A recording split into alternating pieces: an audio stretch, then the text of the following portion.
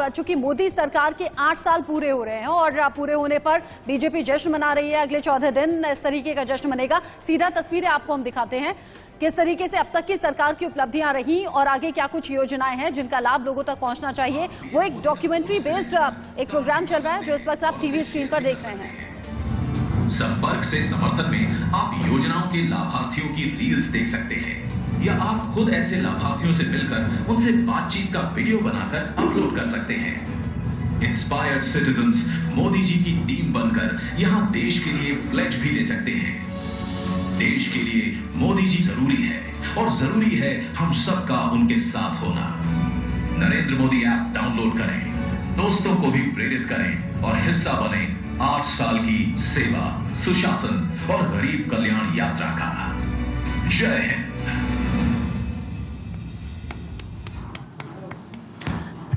सभी मीडिया के साथियों को इस ऐप के बारे में और ये जो वीडियो है और अन्य जानकारी भी हम लोग ईमेल और आप लोगों को व्हाट्सएप के माध्यम से दे देंगे।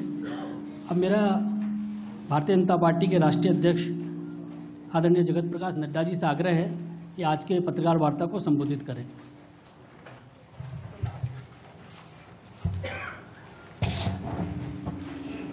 आज के इस पत्रकार वार्ता में मेरे साथ उपस्थित भारत सरकार में मंत्री धर्मेंद्र प्रधान जी, भारत सरकार में मंत्री बहन स्मृति ईरानी जी, हमारे छोटे भाई और सरकार में मंत्री श्री अनुराग ठाकुर जी, हमारे महामंत्री अरुण सिंह जी, सीटी रवि जी, हमारे तरुण चुग जी महामंत्री और हमारे अनिल बलूनी जी, संजय मयूख जी और यहाँ उपस्थित सभी पत्रकार बंधु, सबसे पहले तो आप सबका स्वागत है इस प्रेस कॉन्फ्रेंस में।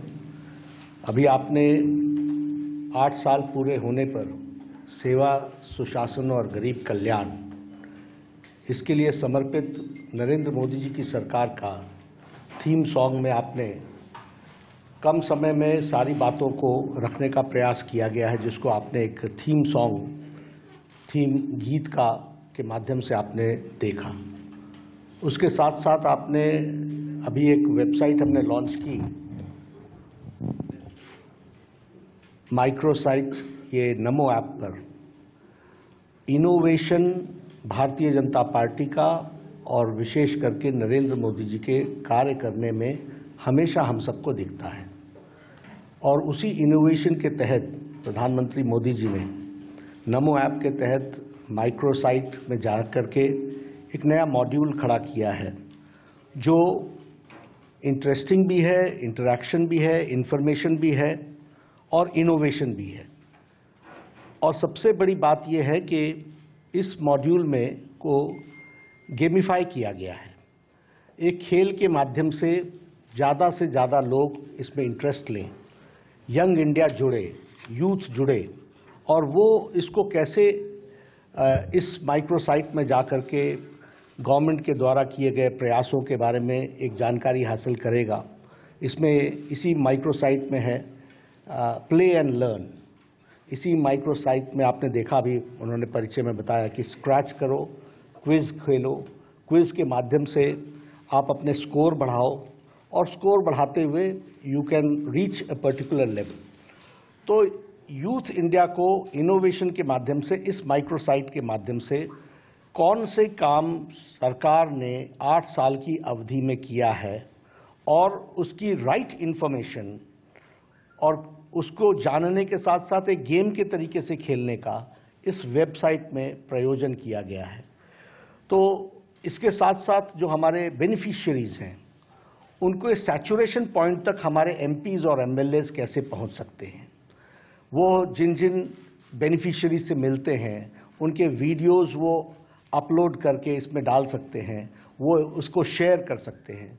तो हमारी कोशिश है कि एमपीज और एमएलएज भी इस माइक्रोसाइट का उपयोग करते हुए अपने अपने क्षेत्र में बेनिफिशियरीज के सैचुरेशन पॉइंट को, यानी लास्ट माइल डिलीवरी हो रही है कि नहीं हो रही है, इसको जानने के लिए और एमपी और एमएलए हमारे कितना इसका काम कर पा रहे हैं, इसको हमें जानने के लिए यह माइक्रोसाइट बहुत ही लाभकारी होगी। यानी वी आर ट्राइंग कि इस इनोवेशन के माध्यम से हम पार्टिसिपेटिव बनाएं और हमारे जो इलेक्टेड रिप्रेजेंटेटिव्स हैं वह रिस्पॉन्सिबल तरीके से उसको रिस्पॉन्ड करते हुए लास्ट माइल डिलीवरी में अपना उपयोग कर सकें, यह इसमें करने का उपयोग किया गया है। तो मैंने आपको एक छोटी सी जानकारी इस वेबसाइट के बारे में, एक बैकग्राउंड आपके सामने रखने की कोशिश की है। आज जब हम इस संवाददाता सम्मेलन में एकत्र आए हैं तो हम देश अमृत महोत्सव भी मना रहा है आज़ादी के, और देश 8 साल मोदी जी के सेवा, सुशासन और गरीब कल्याण, इसको भी मना रहा है।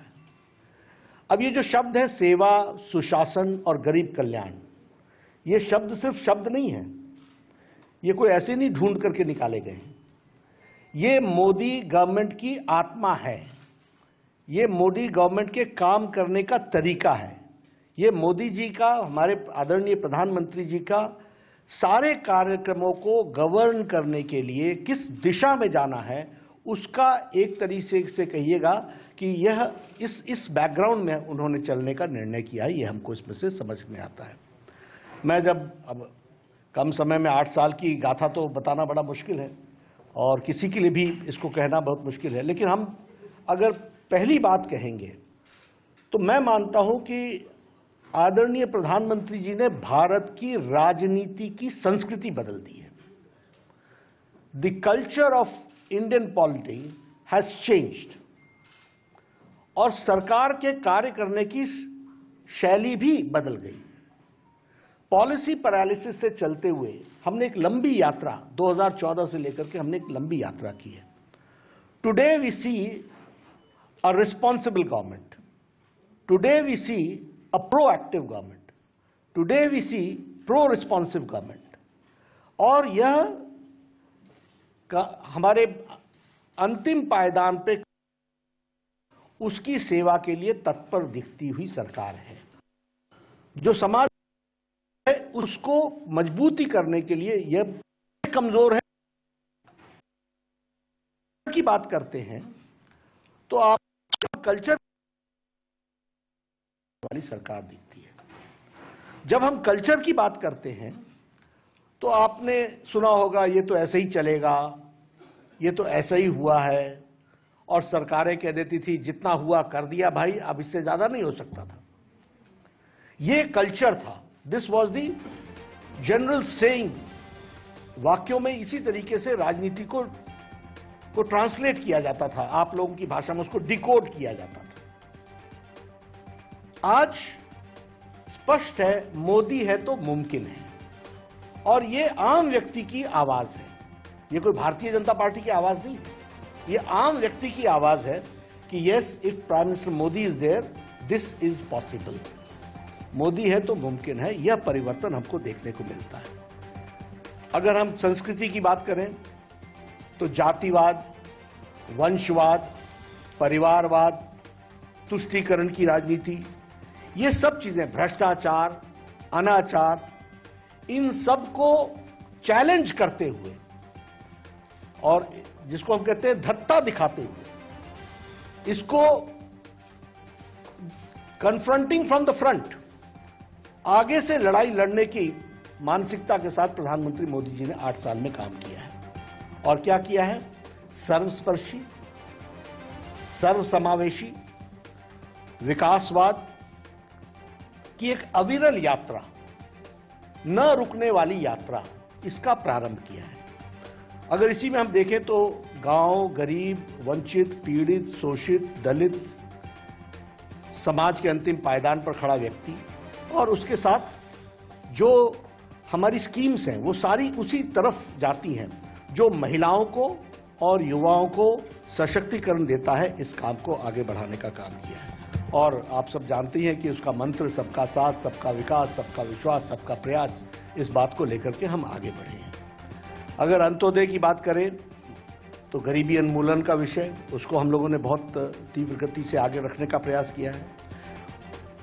नेशन फर्स्ट ये कहने के लिए नहीं था, मैं आगे आकर के आपको बताऊंगा कि हमारे सारे प्रोग्राम्स कैसे नेशन फर्स्ट की तरफ हमारी पॉलिसीज डायरेक्ट हुई, उसको भी हमको समझने की आवश्यकता पड़ेगी। और ये जो बदलाव की कहानी है, यही हमारी प्रगति की निशानी रही है। पहले स्कीम्स कागज पर बनती थी, मैं एक लंबे समय तक एमएलए भी रहा हूं, मुझे मालूम है जमीन पर कैसे काम होता है।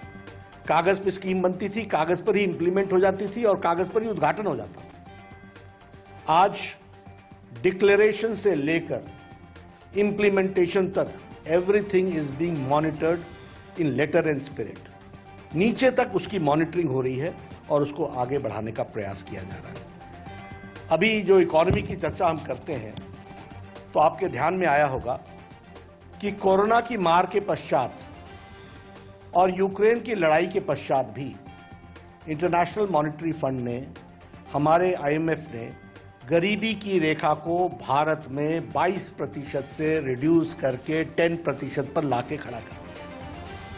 दैट मीन्स 12% लोग बीपीएल के दायरे से निकल करके, गरीबी की रेखा से निकल करके आगे आए। उसी तरीके का दूसरा प्रोजेक्शन रहा कि जहां अति गरीब की संख्या 1% थी, वो भी रिड्यूस होकर के 0.8% आ गई और उसको भी स्टेबल रखा है। ये सारी कोरोना की लड़ाई में, कोरोना के आपदा में और इसके साथ साथ बाकी सारी चीज़ों में। अगर हम फॉरेन एक्सचेंज के रिजर्व्स की बात करें तो वो डबल हो गई है। और मैं आंकड़ों में आपको रख रहा हूँ, सिर्फ कोशिश कर रहा हूँ कि एक गो थ्रू हो जाए सो दैट आपकी मेमोरी लेन में भी वो रिफ्रेश हो जाए। For that only I am just trying to put the picture in front of you. $300 billion US dollars से बढ़कर के $600 बिलियन हमारा फॉरेन एक्सचेंज रिजर्व हो गया है, जस्ट डबल। उसी तरीके से आप देखिए प्राइमरी स्कूल्स, हमारे शिक्षा मंत्री जी बैठे हैं, 70 सालों में शिक्षा विभाग ने 6,37,000 स्कूल्स बनाए थे और हमारे इस 8 सालों में 6.53 लाख हमारे प्राइमरी स्कूल्स बने हैं। इसलिए यूनिवर्सल एजुकेशन की दृष्टि से जहां हम आगे बढ़े हैं, वहीं पर पर्सन की प्रॉफिट, वो भी इनकम भी डबल हुई है। 2014 में हमारी per year income average was 79,000, today it is 1,50,000। और ये मैं आपके सामने आंकड़ों के साथ रख रहा हूं इसलिए कि आपको स्टैटिस्टिकली समझ में आए कि what difference Modi government has made. उसी तरीके से अगर हम देखें प्रोडक्शन इन फूड ग्रेन्स, तो ये 255 मिलियन टन से बढ़ करके 316.06 मिलियन टन हो गया है। अगर हम एक्सपोर्ट्स की बात करें तो अभी जो ये लास्ट फिस्कल ईयर गया, इसमें $418 बिलियन का एक्सपोर्ट हुआ। यानी now India has become a major exporter country. $418 billion का हमारे यहाँ वो हुआ है। IMF का जो ग्रोथ रेट प्रोजेक्शन है, वो जहाँ अमेरिका का 4.4 है तो इंडिया का 2.8% है। तो ये भी हमको ध्यान में रखना चाहिए कि ग्रोथ रेट का प्रोजेक्शन हमारा कैसा है। एग्रीकल्चर में हमने जो प्रोडक्शन है एक्सपोर्ट्स में, जो हम एक्सपोर्ट्स में वो 23% का इंक्रीज है। और एग्रीकल्चर बजट 23,000 करोड़ का होता था, आज 1,23,000 करोड़ प्लस है, यानी 10 टाइम्स से ज्यादा उसकी इंक्रीज हुई है। वह भी हमको ध्यान में रखना चाहिए। उसी तरीके से जो हमारा ग्रॉस डोमेस्टिक प्रोडक्ट है वह भी डबल हुआ है। 112.33 लाख करोड़ था इन 2014, now it is 232 lakh crore. ये हमारा ग्रॉस डोमेस्टिक प्रोडक्ट भी बढ़ा है। फॉरेन इन्वेस्टमेंट में हम $500 बिलियन यानी 500 बिलियन US डॉलर्स की इन्वेस्टमेंट हुई है हमारे यहाँ फॉरेन इन्वेस्टमेंट इंडिया में, और दिस इज 65% इंक्रीज। ये 65% की उछाल है, 65% इसमें बढ़ा है। GST कलेक्शन 1,67,000 लास्ट क्वार्टर में गया है और यह भी अपने आप में रिकॉर्ड कलेक्शन है, वह भी हमको ध्यान में रखना चाहिए। ईज ऑफ डूइंग बिजनेस, ये 2022 के बाद हमारे पास 2020 के बाद स्टैटिस्टिक्स नहीं आए हैं क्योंकि वो ईज ऑफ डूइंग बिजनेस का वो स्टैटिस्टिक्स निकालना बंद हो गया है।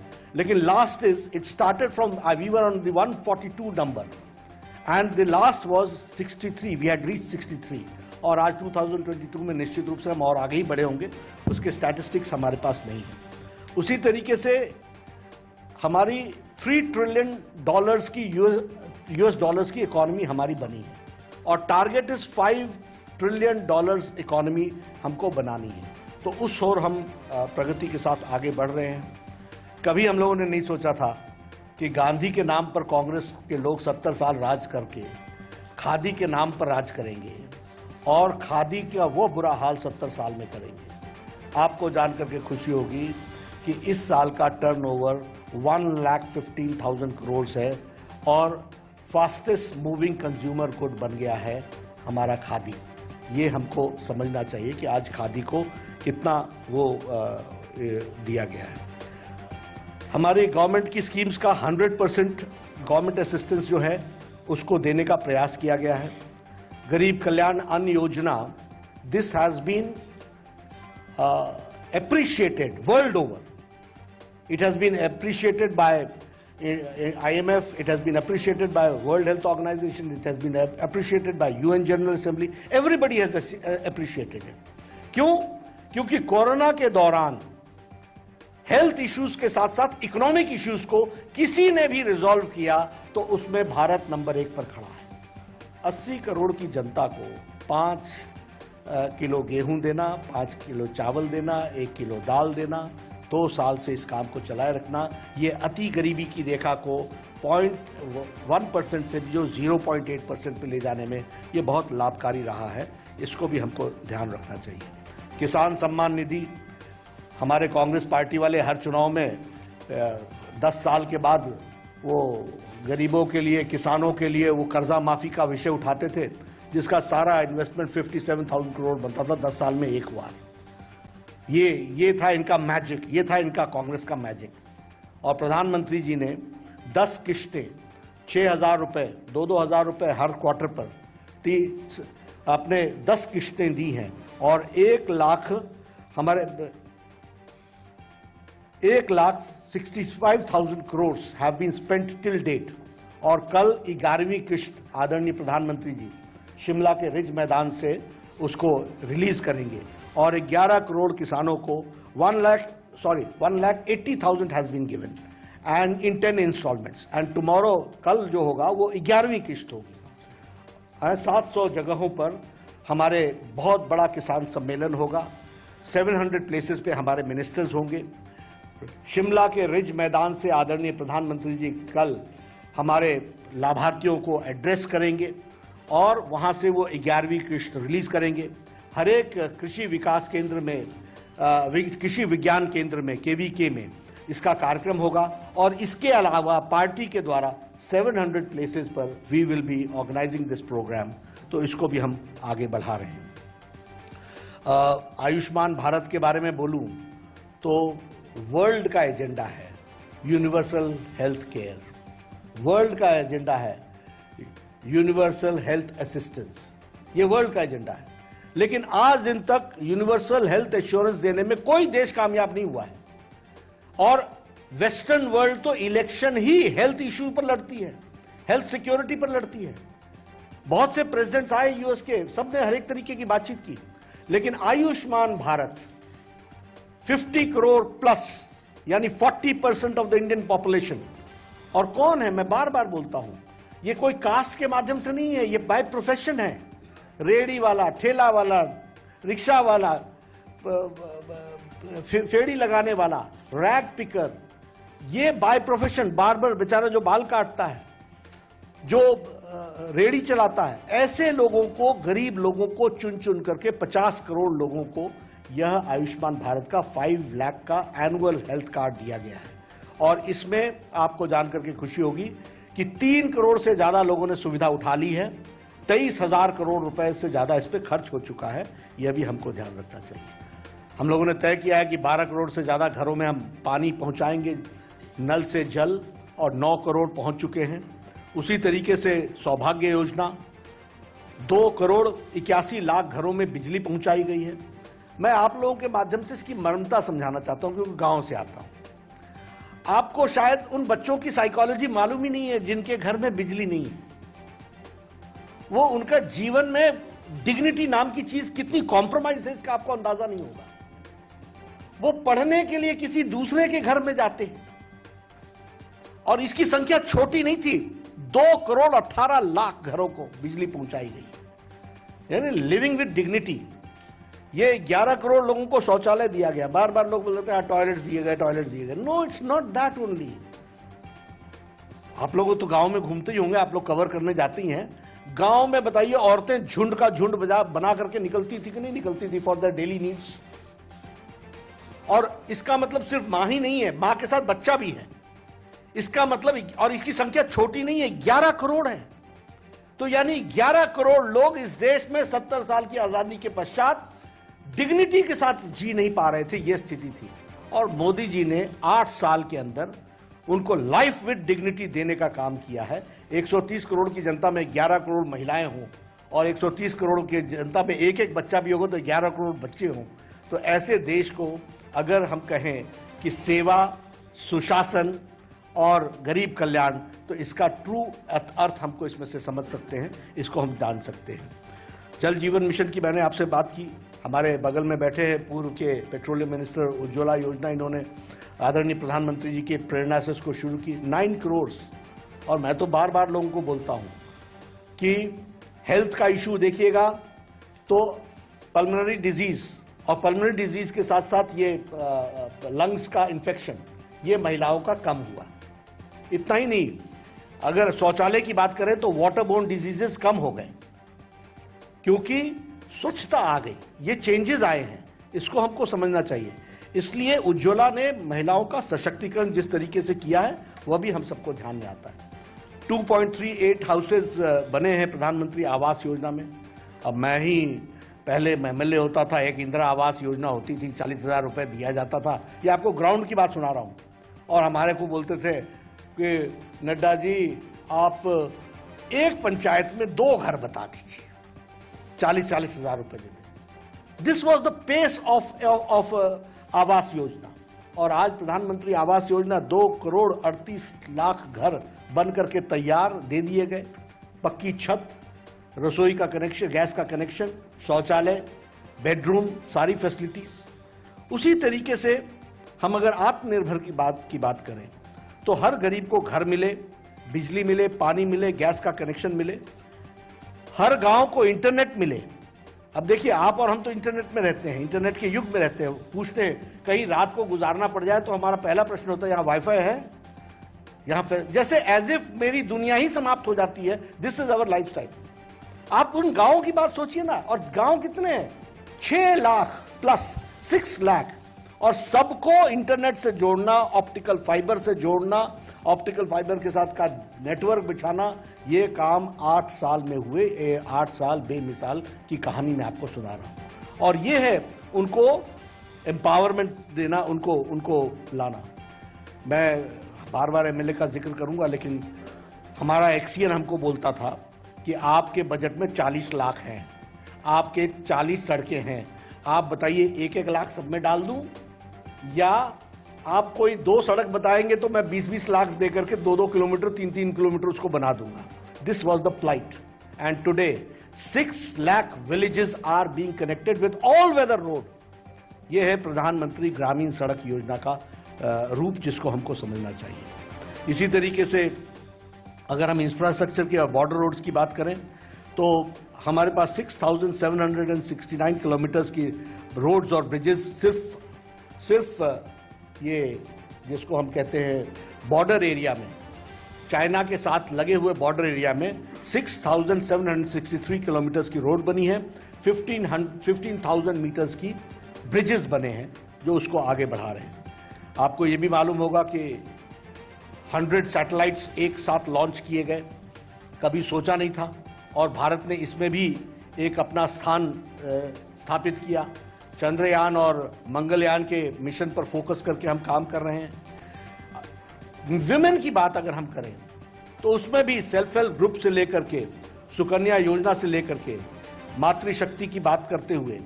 और यहां मैं आपके सामने एक बात जरूर बताना चाहूंगा, कभी आप लोगों को इसकी कल्पना नहीं हुई होगी, लेकिन मैं शेयर करता हूं। Right from conceiving of a woman till delivery with all complications, ये सारे की सारी चिंता भारत सरकार कर रही है। ये आप इसको समझिए कि किस तरीके से मैटरनिटी इशू को, महिला के इशू को प्रधानमंत्री जी ने एड्रेस किया है। ये छोटी घटना नहीं है। The day a women conceives, right from that day टीकाकरण शुरू हो जाता है। हर 2 सप्ताह बाद उसकी चेकिंग शुरू हो जाती है। वहां से डिलीवरी तक, डिलीवरी के लिए ट्रांसपोर्टेशन, इंस्टीट्यूशनल डिलीवरी करा करके वापस उसको पहुंचाना, उसको उसके लिए व्यवस्था करना, ये सारी चीजें भारत सरकार ने विमेन की डिग्निटी को ध्यान में रखते हुए करने का काम किया है। यह भी हमको ध्यान में रखना चाहिए। एक विषय मैं जरूर कहूंगा कि हमने संस्कृति की भी रक्षा की है, और चाहे वो भव्य राम मंदिर बनने का सवाल हो, चाहे वो भव्य काशी हो, चाहे हमारा भव्य और दिव्य काशी हो, महाभारत सर्किट हो, बौद्ध सर्किट हो, रामायण सर्किट हो, केदारनाथ का पुनरुद्धार हो, सोमनाथ का विकास हो, और स्टैच्यू ऑफ यूनिटी, यह भी मॉडर्न इंडिया का एक तरीके से भारत के इतिहास को प्रतिलक्षित करने का एक बहुत बड़ा एक केंद्र बना है।